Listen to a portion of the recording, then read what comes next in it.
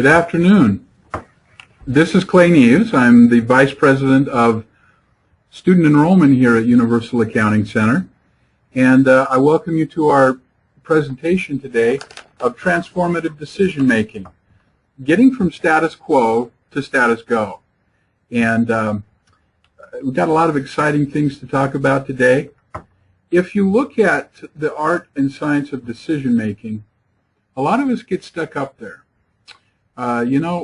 As accounting people, we are very good at getting the facts and figures together for other people and giving it to the other people to make decisions.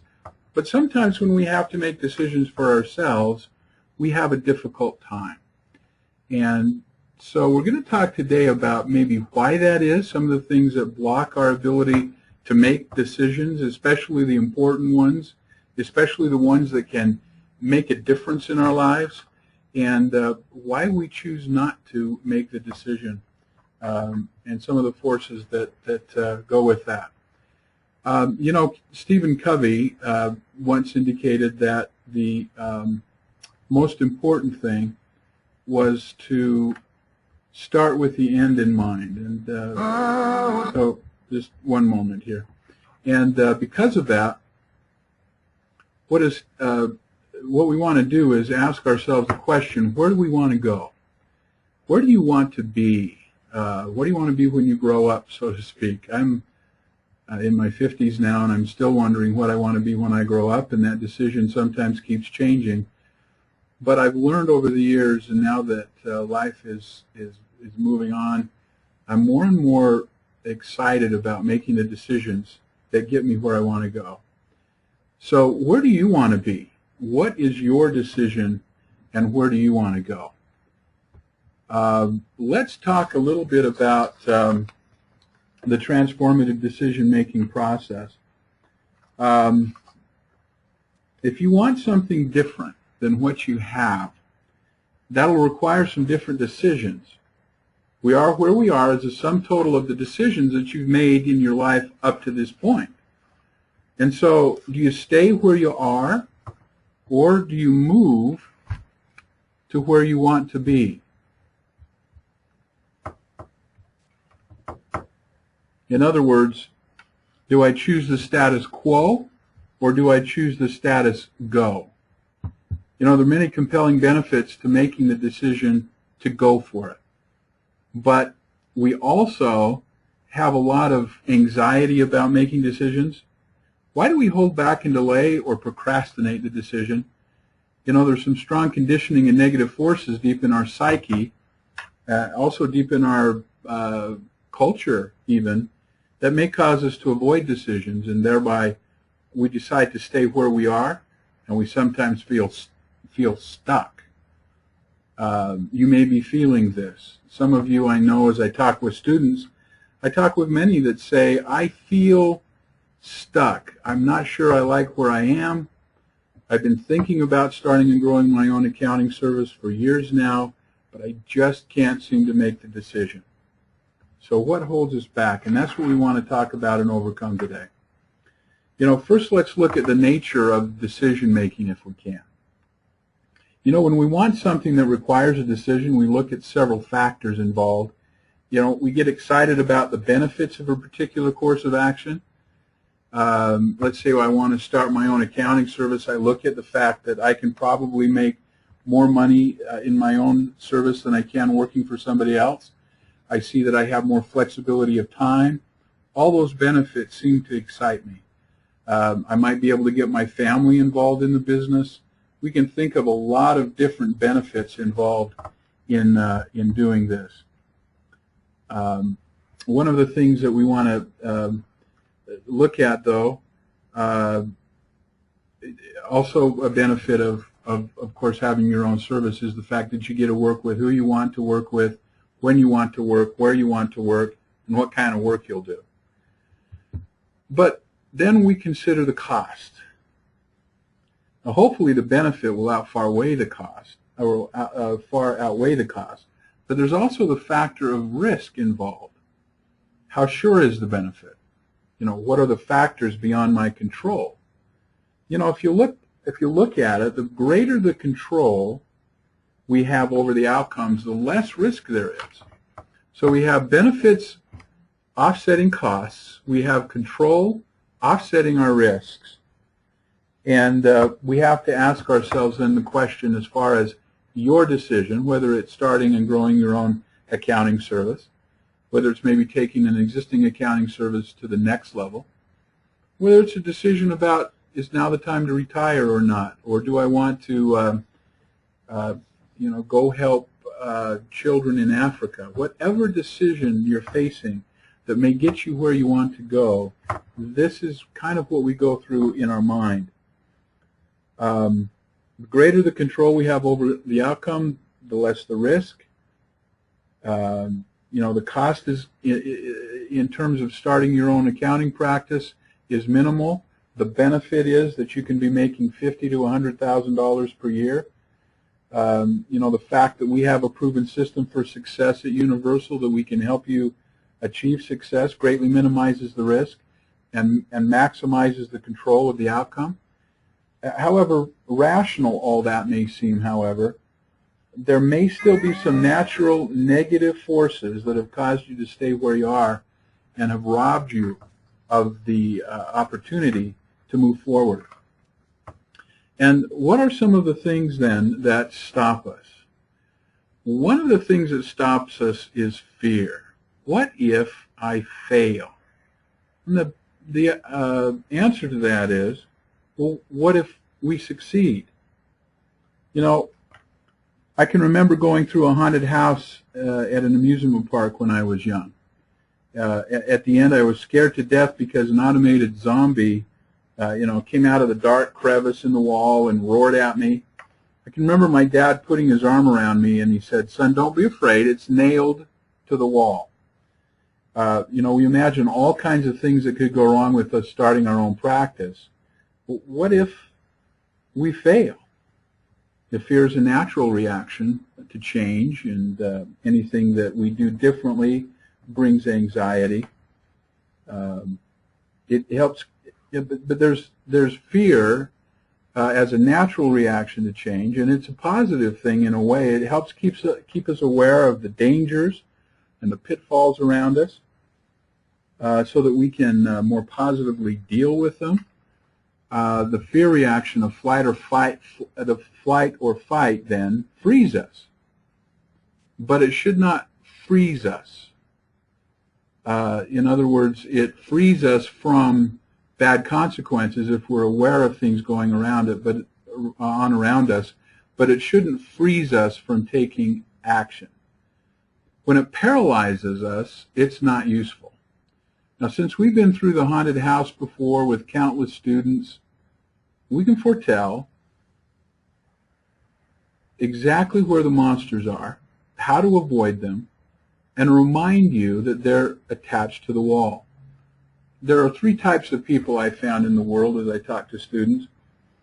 The first type are those who have no fears. We call them crazy. They don't seem to fear anything, and sometimes that gets them into trouble. The second type are those that have fears, and they let those fears stop them from moving forward. We have to ask ourselves, well, what do we call those people?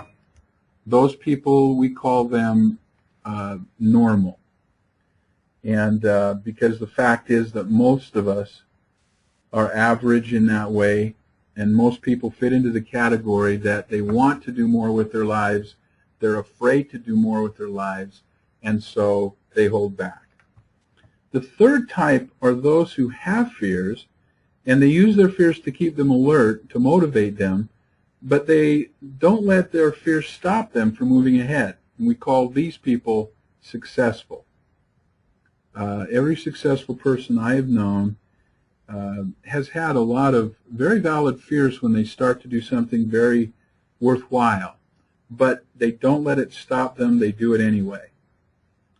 All successful people tend to follow that pattern. And we find that most things we fear are greatly magnified by our fears. And when we deal with the issues, they're really not as scary as we first thought they were. When we walk into our fears with action, we overcome our fears. So itemize your fears. Write them down. Categorize them. Look them over. Study them. Rationally analyze them. And you'll see that we mostly fear smoke and vapors and a lot of those artificial zombies that are attached to the wall. Another thing that stops us is ignorance. Sometimes because we don't think we know everything we have to know, that we can't do anything about moving forward until we know everything. And this is very common with the students that I have spoken with. So we fear what we don't know, or we're stalled because of what we don't know. And sometimes we don't even know what we don't even know. And there's no way to attack these fears. Paralysis of not knowing slows us down. But to find out what you need to know is the cure. So we learn. There's a common joke for someone to say, between me and my brother, we know everything. Ask me a question. And when that question is asked, then we say, well, that's something my brother knows. In our program, then we'll take what you do know, and I'm sorry about this technical difficulty here. We'll take what you do know, and excuse me one moment, I lost my control panel here.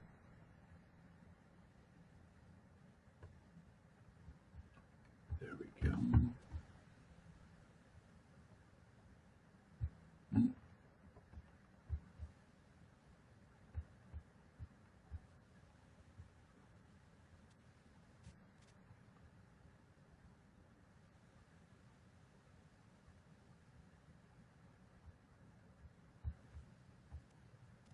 Well, I'll just go ahead. There we go.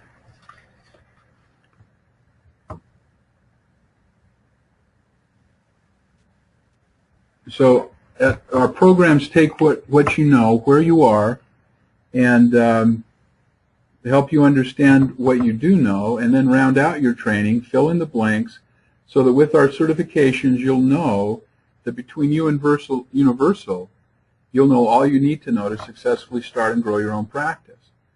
But not if you don't move ahead. And so the cure to not knowing and the fear of not knowing is simply to learn.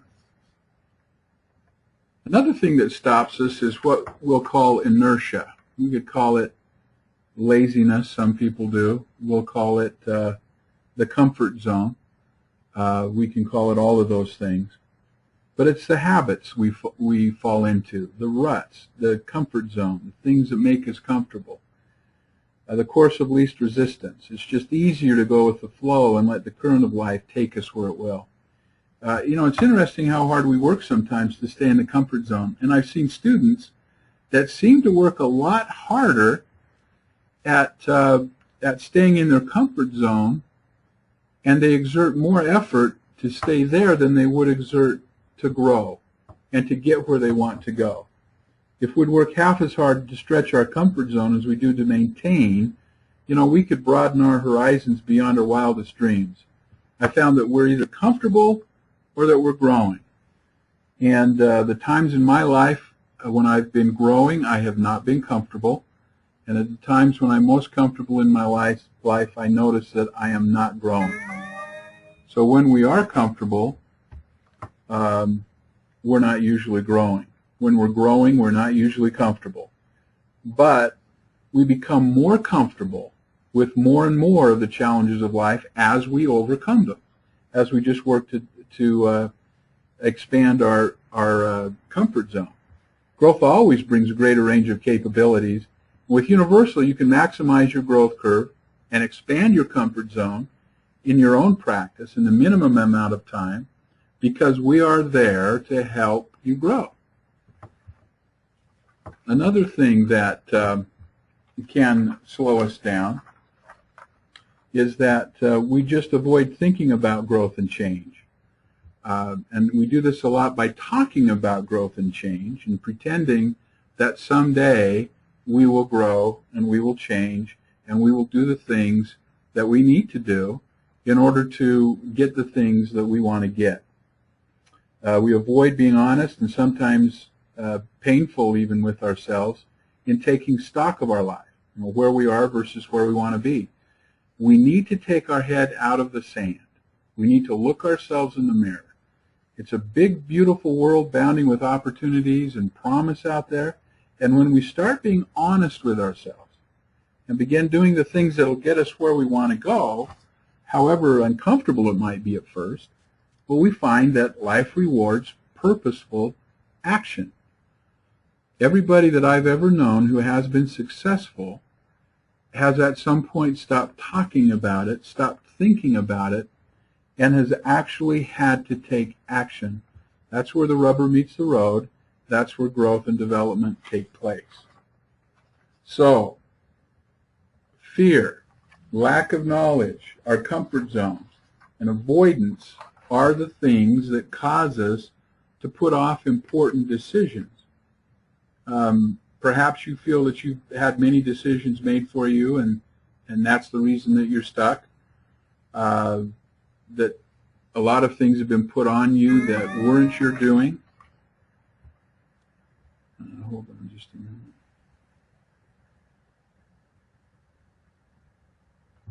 Excuse me again for the technical glitch there. Perhaps you feel that you've had many decisions made for you, and that's the reason you're stuck. So it's important to understand that the decisions were probably made for you because you didn't make them for yourself. A lot of times we find it easier to not make decisions, and they get made for us. We have to make a lot of these decisions ourselves and take responsibility for our lives. What are you going to do with your life? It is your life. When we don't decide what happens in our life, we find that life usually decides for us. So decision and decisiveness can open up new worlds of opportunity for us. One of the things I'd like to talk about is the book Think and Grow Rich by Napoleon Hill. I don't know if you've ever read this book before, but I highly recommend it for helping you get unstuck with decisions. Napoleon Hill, in writing the book Think and Grow Rich, wrote this during the Depression, the Great Depression, not the one we had recently, the one back in the 1930s, and it was the result of more than 20 years of research based on his close association with a large number of individuals who had achieved great wealth during their lifetimes, even in the hardest times. And many of our greatest millionaires and billionaires were made during the 1930s. Kind of an interesting fact.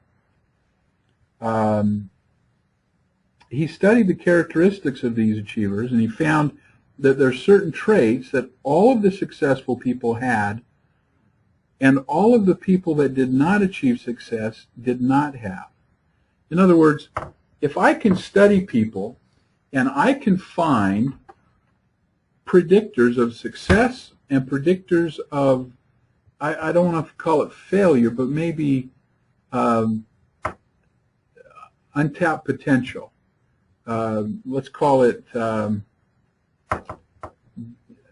just those lives of quiet desperation, as Thoreau called them. And if we can find those things that all of the successful people have in common, that very few of the unsuccessful people have in common, and we can categorize those, we can then help people understand the things that will make them successful. So he wrote the book, and there's a lot of chapters in the book that are very, very good. But in chapter 8, he discusses decisiveness. He indicated decisiveness was one of the key factors in becoming successful. And I want to kind of quote from his book here for just a second. He says, accurate analysis of over 25,000 men and women who had experienced failure disclosed the fact that lack of decision was near the head of the list of the 30 major causes of failure. This is no mere statement of a theory, it is fact, he said. Continuing the quote, procrastination, the opposite of decision, is a common enemy which practically every man must conquer. Close quote. How common is procrastination to everybody? I know I have a continual problem with it that I have to fight, and I am excited about the fact that in certain decisions I've conquered it, and I've been able to go forward. But I recognize procrastination in my life as something that has robbed me of opportunity in the past. However, we can overcome procrastination. Let me continue quoting from Napoleon Hill. He states, analysis of several hundred people who had accumulated fortunes well beyond the $1 million mark, and this was back in the 30s when $1 million was a lot of money, disclosed the fact that every one of them had the habit of reaching decisions promptly and of changing these decisions slowly, if and when they were changed at all. People who fail to accumulate money, without exception, he says, have the habit of reaching decisions, if at all, very slowly, and of changing these decisions quickly and often. Now just think about what that means. That means that people who succeed are not only comfortable in making decisions, but they are also able to make those decisions work. This is a very important principle in decision making. People who don't succeed procrastinate decisions, and when they do make one, they change their minds easily based on the negative opinions of themselves and others.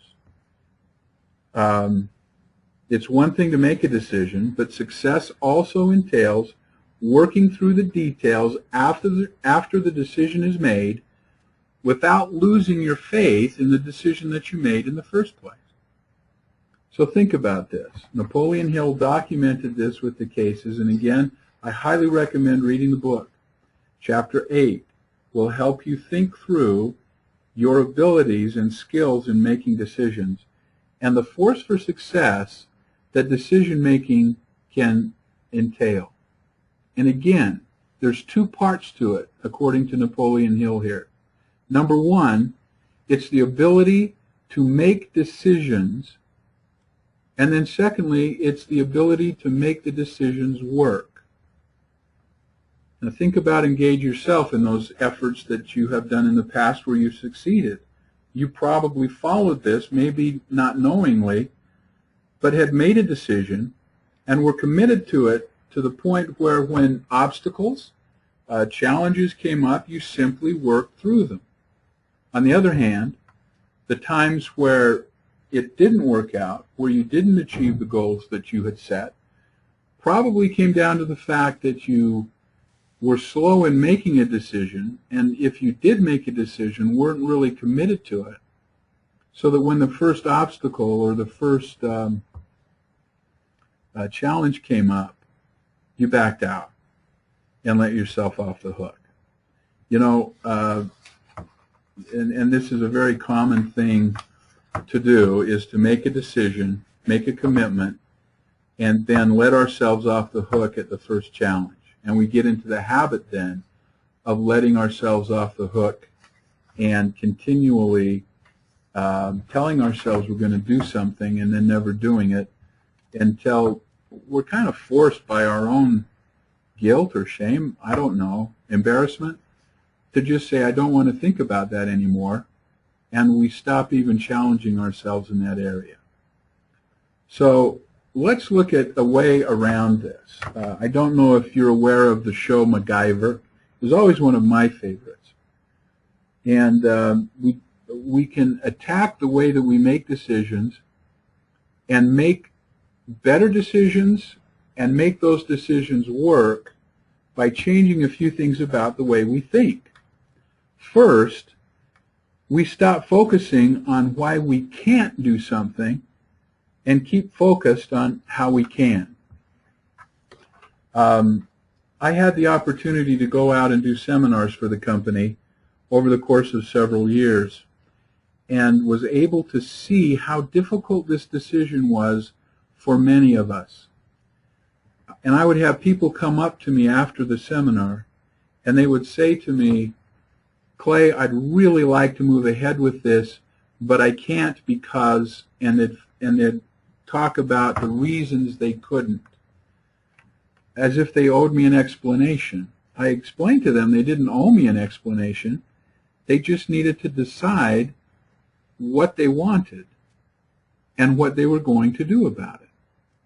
And again, they came back to the why they couldn't. That's all they were focused on.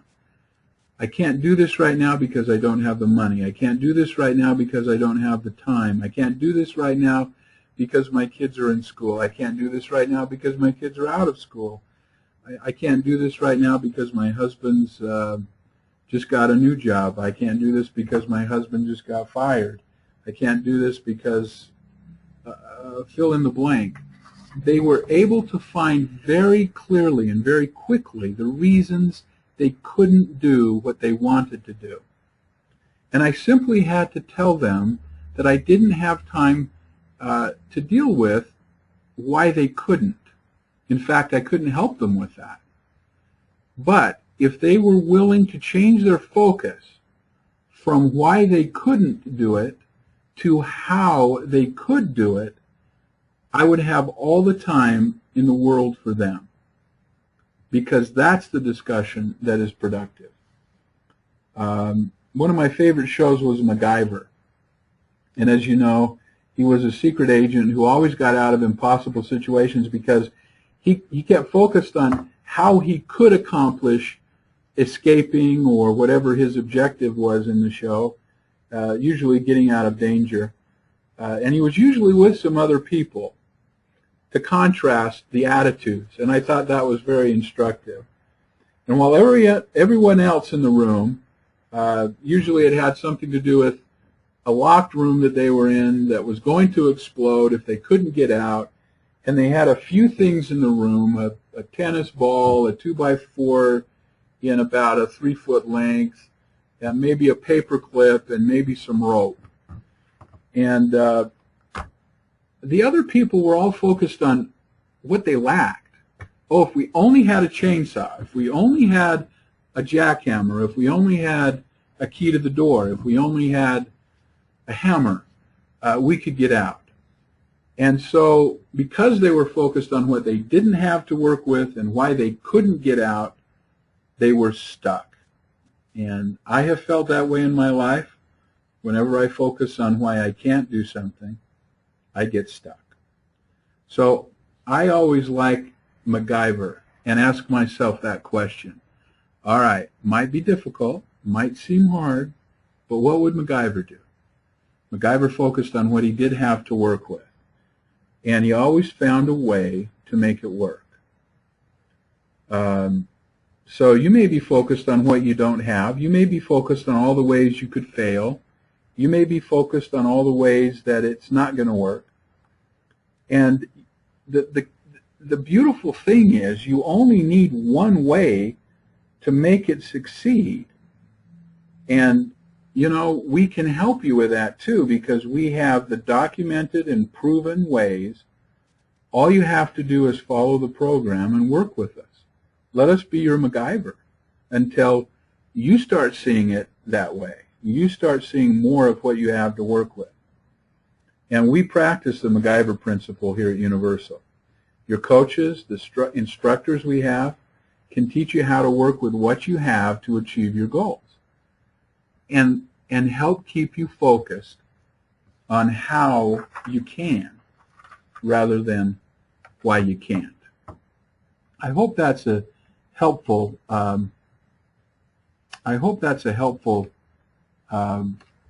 principle for you. Let's go to the next principle.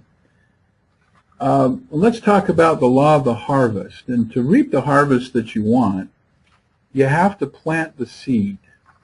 I don't know if any of you have worked on a farm in the past or been involved in farming or gardening. I happened to spend several summers in my youth in the pineapple fields in Hawaii, actually planting pineapples. And there were basically two big jobs that took place in the field. One was planting, and again the other was harvesting the pineapples. And I had some good friends amongst the harvesting crews. And I knew that if I didn't plant the pineapples, they would not have pineapples to harvest in a year. And so it is with our lives, that if we don't sow the seeds of success, we can't reap the success down the road. In order to succeed, you have to invest. The old adage, it takes money to make money, is true.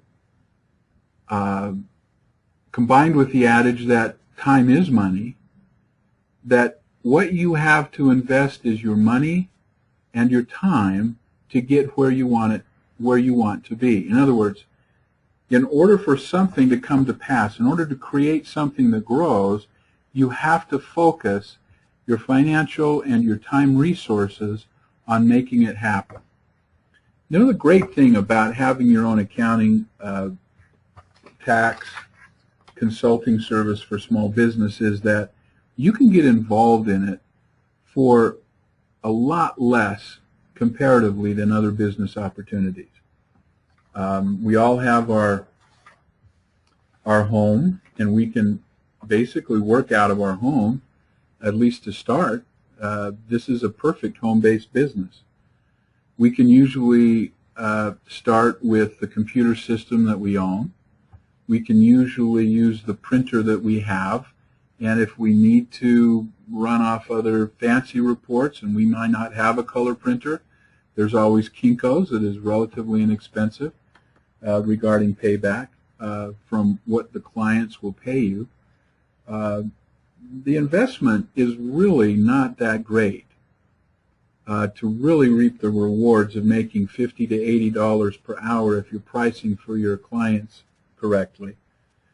And to help accelerate that success, if you assess the knowledge that you might need, where you are versus where you'd like to be as far as skill, as far as knowledge, any investment that you make in time and money in your education and development will actually pay you the biggest dividend. I don't know if you've realized this in your own life, but I sure have. Whenever I feel plateaued, I usually find that education can spur me to the next level. And so I've invested in that over time. And that's been a big payback for me. So don't let fear or lack of knowledge, your comfort zone, or avoidance or procrastination keep you from sowing the seeds that that helps you reap the harvest later on of what you deserve. I'd like to share with you what I have found to be the most important thing, a three-step process that has helped me understand how to make successful decisions in my own life and in the life of others. First of all, and a lot of people never get around to this, and it's sad, but the steps are simple. First, you have to decide what you want. Second, you have to plan how to get there. And third, you just simply have to execute that plan. Now, there are some circular recurring cycles in this. We decide what we want, we plan how to get there, we execute the plan, and often we have to change the plan as we execute, and the plan keeps revising itself, and that's okay. Many of us feel that we can't even make the decision until the plan is perfect. And if that's the case, we'll never start. The first step is to decide. Don't base your decision of what you want on whether or not you currently know how to get there. That's the mistake a lot of people make. Decide what you want before you look too deeply in terms of what it takes to get there.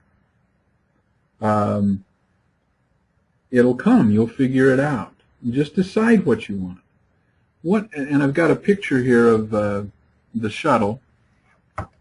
I should more accurately have a picture of an Apollo rocket takeoff, because one of the best examples of this in our national history is when John Kennedy made the decision and voiced the challenge back in the early 60s that by the end of that decade we would put a man on the moon and return him safely. Now, at the time, he did not know how that was going to be done. He didn't have a clue. NASA was playing around with basic rocketry. But to go to the moon was, many believed, a pipe dream. But President Kennedy made that decision, that's what we want, and sold us that dream. He didn't know how it was going to be done when he made that decision. And he had a million reasons why it wouldn't work. And certainly a lot of people thought he was dreaming. But his resolve moved people to also make that decision and to make that decision work. By the end of the 60s, it had been achieved. I remember as a young boy, I was about 12 years old at the time, to see a man walk on the moon was absolutely awe-inspiring to me. As I looked up at the moon every night and realized how far away it was, and that we as humans had figured out how to get there and come back. It was just an amazing, amazing time. It had become one of the greatest achievements of mankind. And how many times have we used that in cliche, saying, we can put a man on the moon, but we can't, and then fill in the blank. We can't find a way to make red lights green when we need them to be, whatever. But we now use that as a standard. But again, we didn't wait until we had the plan all together. We didn't wait until we knew everything about it. We took it in steps. We knew that in order to go to the moon, we at least needed to break into orbit around the Earth. And in order to break into orbit around the Earth, we had to at least get a man up to the orbit level. So the first tests were really to blast off and see how high we could get a rocket to go. Could we get a rocket to go high enough to initiate orbit? We answered that question, yes. The next test, to be able to do the orbit. And we figured that out in a mission or two. We knew that it would take up to 3 men, so with every phase of pushing the envelope a little further and pushing a little further toward the goal, we increased the number of men. We had initially a single man on the Mercury missions that would go up. Then the Gemini missions had 2 astronauts. And finally the Apollo missions had 3 astronauts, what we needed to go to the moon. In order to land on the moon, we needed to at least get to the moon and orbit around it and come back. So we did that for a mission or 2. And then we finally had the wherewithal to land on the moon and come back. All of the training, all of the testings, all of the problems that arose, all of the challenges were all solved as the plan emerged. But the goal was decided long before we had all the answers. You follow that pattern in your life, you will find great things happening. It's that way with all meaningful achievements. and it will be with yours. And once you've committed to the decision, life, the universe, karma, whatever you want to call it, begins to work in your favor to see that you get it. Doesn't mean there won't be challenges, but you're committed enough to work through them. Your mind will begin to think of ways to get there. And we're there to help by not only help you plan, but help you execute that plan. But we can't make that decision for you regarding what you want. That's up to you alone. You know, one of the other things that we do in delaying our decisions is we want to wait until the time is perfect to do this. You know, it's like you're stopped at an intersection, you have an idea of where you want to go, the light turns green, but for some reason you don't go. In real life, you just go to the next intersection. But when we're facing sometimes even the small decisions, but certainly with larger decisions, we say, I'm not going to go until all the lights are green. Metaphorically, it's like many of us will not go when the light turns green because we see that down the road there are still yellow and red lights, and I'm not going anywhere until all the lights are green, until we can see a totally clear path all the way to our goal. We won't even start. We want to wait till everything is perfect in our lives. Now, I don't know how old you are, but for those of us who are a little older, and I'm getting older,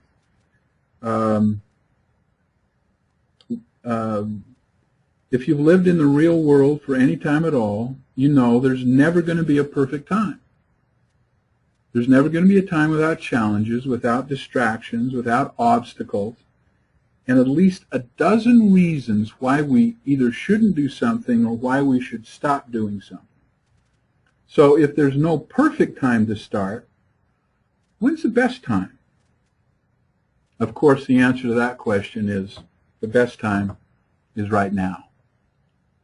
So, with that, I would just like to challenge you to look at those decisions that you'd like to make, but for reasons of fear, or reasons of lack of knowledge, or reasons of procrastination, or reasons of your comfort zone, you feel stuck in not making.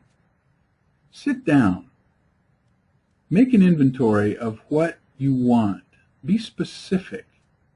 Make your goals specific and decide what you want. How much do you want to make? By when? What does that mean? When you say you want to start your own service, how many clients did you want to build to? How much did you want to make in doing so? What kind of schedule did you want? Make it as specific as you can in defining what it is you want, and it will drive decisions that hopefully will get you where you want to go. I will open up to any questions now for the next few minutes. If you had any questions, I'd be happy to answer them. Let me just open up my question thing here. Let's see. Jay is indicating this is good stuff, not a question, but I appreciate the input. Does anybody else have a question?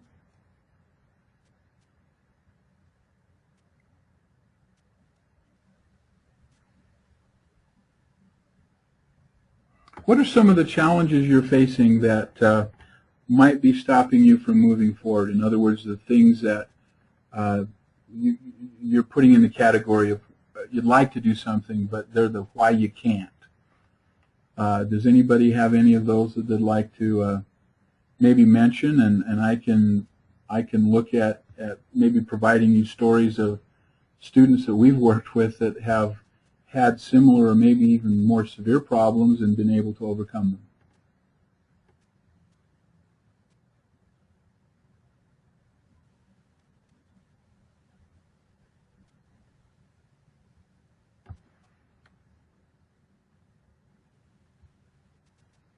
It looks like, let's see, how do I open this? Let me bring it out to the side here. Oh, good. Now I'm getting a lot of good questions here. I'm trying to figure out how to work this a little bit. Okay, I can drag it out here and make it big. There, now I can see your questions better. This is good stuff. Thanks again, Jay. Betty, you say my speakers are bad. I'll have to repair them later. Sorry about that.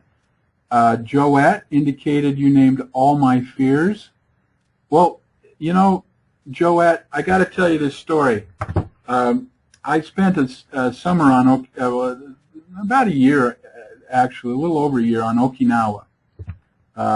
And one night I was sleeping on the floor, and I woke up. I was with a friend of mine, and we were staying at another place, and they had just made a bed. You know, in Japan, you sleep on the floor, basically. So we were sleeping on the floor, and I woke up in the middle of the night, and the guy that I was with was on the floor to my left, and I happened to see on the wall this thing. It looked like a cockroach, and it was probably, man, it must have been at least 4 inches long, 4 or 5 inches long. I mean, they have big cockroaches on Okinawa, and I tell you, I was in terror. I don't like cockroaches. I know that's kind of funny for being in Okinawa because they have cockroaches everywhere there. And I couldn't do anything but just watch. I knew if he started to run, he'd run right for me, crawl all over my body. And so all I could do was look at him. But he never moved.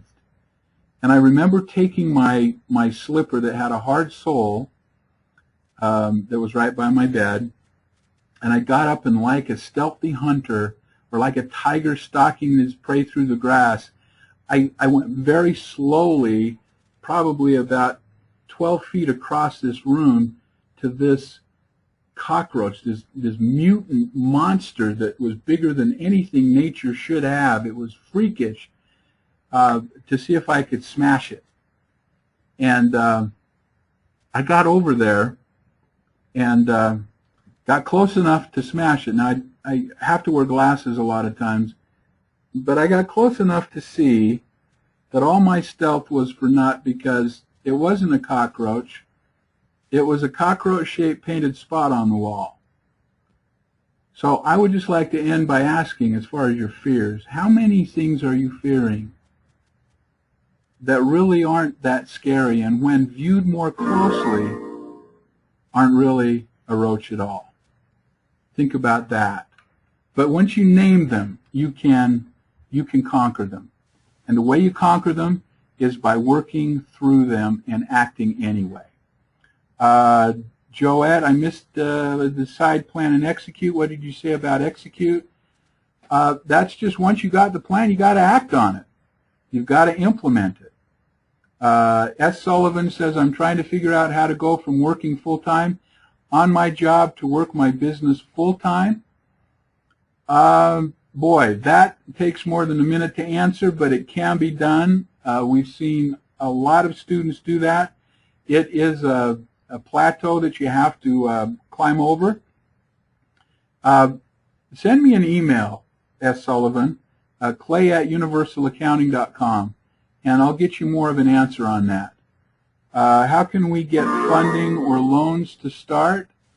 Again, Linda, if you'd like to call in to our number 877-833-7910. Anybody who answers that can help you with our student loan programs or student financing programs that we have, if you're interested in moving forward with this. Okay. And Susan Slayton, approaching a new industry I haven't worked with before. If you're interested in starting accounting, it's a good one to get started in, because it's, unlike the picture here, it's not rocket science. It's a simple process that you have to go through. And we have everybody from truck drivers to You know, mothers who are now wanting to re-enter the workforce who have no clerical experience in the past, all doing this. So Susan, if you'd like to get started again, I'd recommend you call our 800 number, 877-833-7910, and anybody there can help you understand how, even if you haven't had any accounting success, our programs can help teach you everything you need to know to help small business owners with their accounting, tax preparation, QuickBooks, etc. I've appreciated your time, and I'm up against a hard break here. I've got to help get the next session started. So again, thanks for attending. I hope it was worth your while. If any of you have questions, feel free to email me, clay@universalaccounting.com. I'll be happy to answer you. Thank you.